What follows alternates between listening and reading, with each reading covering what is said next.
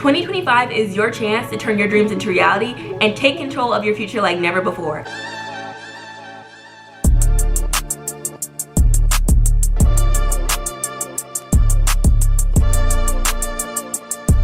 Hey guys, welcome back to my channel, and if you're new here, welcome to my channel. It's Christina. So if you're anything like me, this whole year of 2024 just flashed before my eyes. Now it's almost 2025 and I'm just like, what did I even accomplish this year? Like, why am I in the same place that I was at the beginning of this year? So if you feel like this, rest assured this is the video for you. This will be a step-by-step plan on how we can utilize the rest of 2024 to make 2025 our best year yet. So let's just get into the video. So the very first step that we're gonna take to make 2025 our best year yet is we have to reflect and reassess.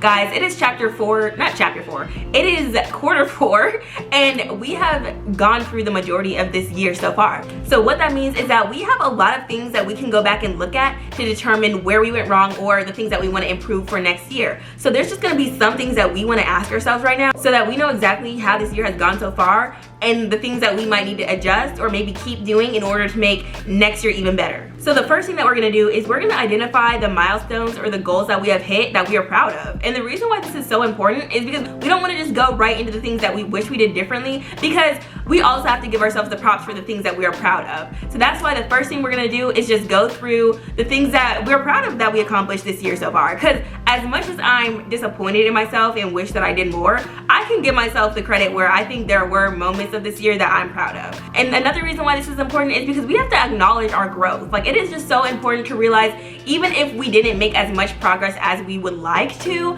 growth is growth, and even slow growth is moving in the right direction. So we just have to acknowledge that. So the next thing that we have to do is we have to reflect on any obstacles that challenged us.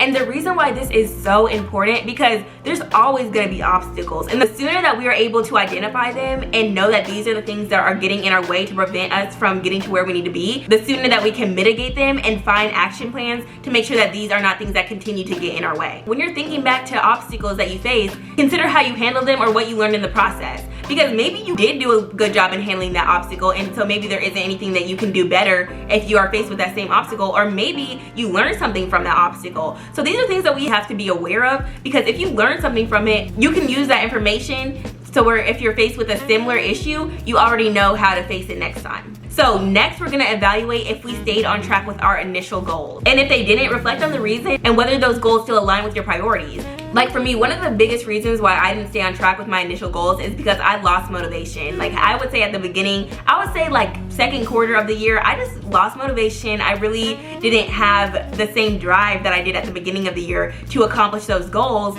And so that's something that I had to really dive into and understand why I lost motivation. And then once I realized that, I had to also realize if the goals that I wanted at the beginning of the year are also something that I'm going to want to continue to go after into the next year. And another reason why I didn't stay on track is because I lost direction for a long time as well. And this is just a whole nother topic, but I really just lost direction. I didn't know what exactly I wanted to do, and I wasn't seeing the results that I wanted. And when I didn't see that, it just made me question if what I was doing was the thing I was supposed to be doing to get the results. So these are all the things that I had to think about with this question, because it allowed me to understand if my goals are still something that are worth me going after. So the next thing that we have to consider is if the habits and the routines that we developed are pushing us towards our goals or holding us back. And I think this is so important, because while routines and those habits are great, sometimes they might not be as effective as we want them to be, because we're taking a routine from somebody that has a different goal than us. And I think that's a big thing that's happening lately, is like everyone's just recycling things that work for somebody else. And if that doesn't work for you specifically, then it may not be the best one to apply to your situation, and that might make it difficult for you to be able to implement the routine and for it to be effective in your situation. And I definitely had to reflect on my routine and why that wasn't working for me, because I was one of the people who tried to do, okay, I'm gonna wake up at 5, I'm gonna do yoga for 30 minutes, I'm gonna do my skin routine, do work, then I'm gonna cook dinner, and then read and go to sleep. And you know, I tried that out, but I think some things are better for certain types of people. And my life is just all over the place, and that wasn't something that I was able to keep up with at all, and it just was not sustainable. So once I realized that that wasn't sustainable, I had to adjust my routine and make it something that was way more realistic for my personal situation. next, we're just gonna reflect on the goals or the projects that we didn't achieve and kind of what caused the gap. And the reason why this is important is because we have to identify a gap. Like if there was something that you wanted so bad this year and you didn't make it happen, we have to figure out why that didn't happen the way that you wanted it to happen. So those were just some questions that we needed to ask in order to reassess about like 2024 so far. And this might take time because that's a lot of reflecting to do. Like, you know, like if you really have to dive into the things that cause you to not get something or cause you to not reach a goal, it might not come off the top of your head like immediately. It might have to be something that you ponder for a little bit. It might have to be something that you just like think about over time. So if you can't think about it, just take your time to really try to get down to the bottom of it, because that's so important.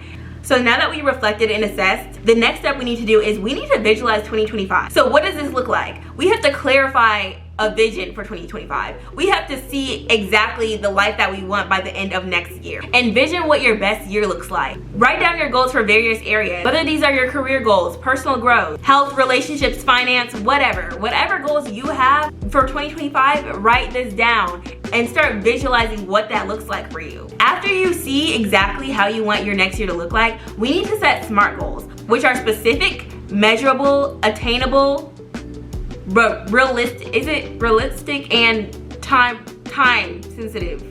Let me get back to you guys on that. Okay, I got the receipts. Specific, measurable, attainable, relevant, and time bound. So I was close. I got about 3 out of the 5 right. So yeah, anyway, SMART goals. So your goals have to be specific. We don't want something that is just so broad that you don't know how you can attain that, because that happens all the time. Like if I say I want to be healthy next year, what does healthy look like to you? We can't just say healthy because there's no way to measure that. There's no way to know what that looks like. Our goal is to be healthy next year. What does being healthy look like to you? Does that mean you meal prep now? You don't eat out as much? Does that mean you lost 20 pounds? Like we have to have an idea of what that means so that you have a way to measure it.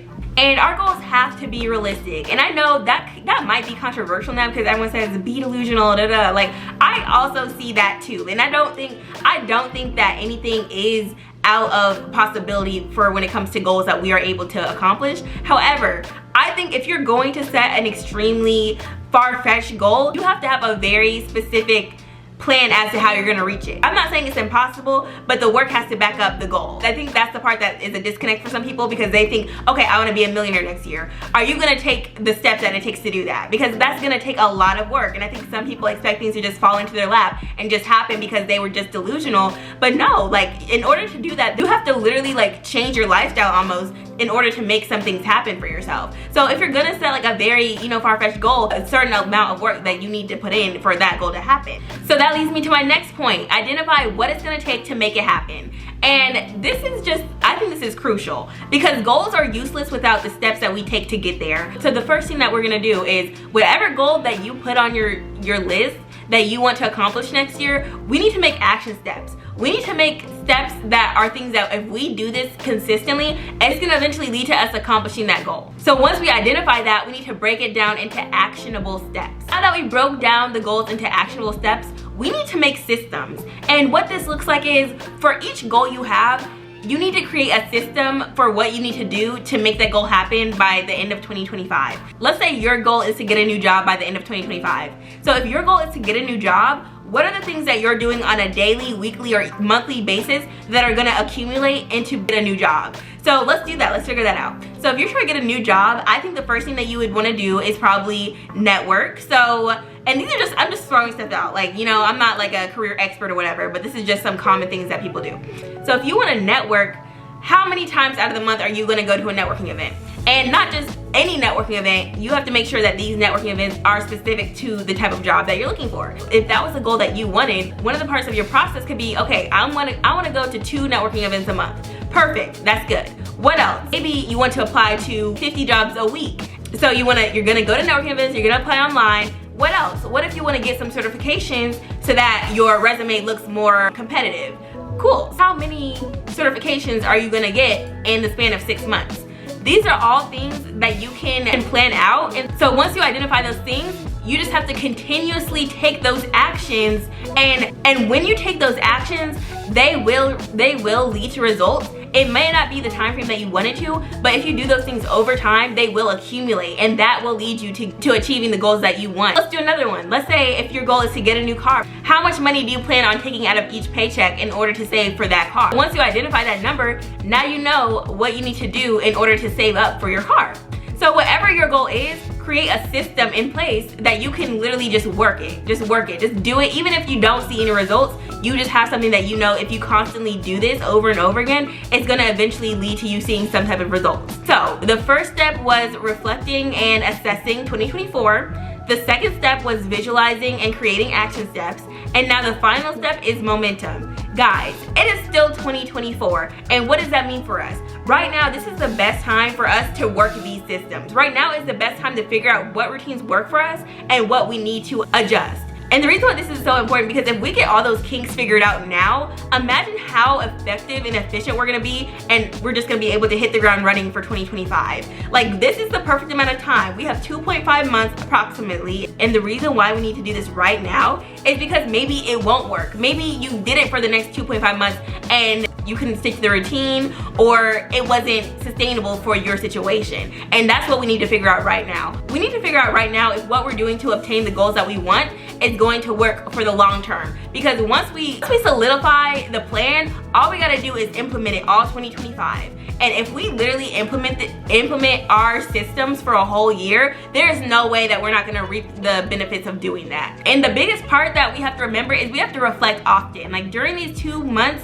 or whatever months that we have left of 2024, we have to constantly make adjustments to the plan, because we don't want to stick to a plan that's not working. So if you realize, okay, me going to 2 networking events isn't working, me applying to 50 jobs isn't working, okay, adjust it, do something different, try new things out, because this is the time for us to be trying things out to see what is working and to see what's gonna stick.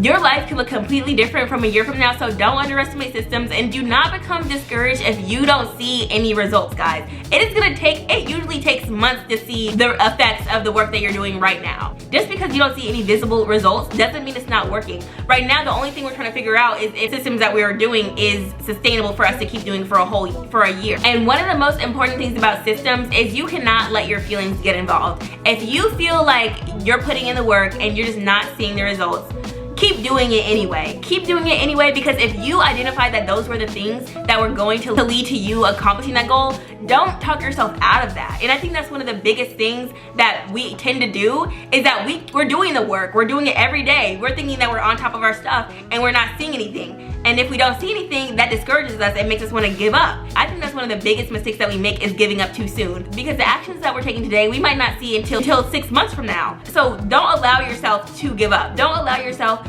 to become discouraged if you're not seeing the results that you want for yourself. That's something that I'm currently going through right now. Like, guys, I'm tired.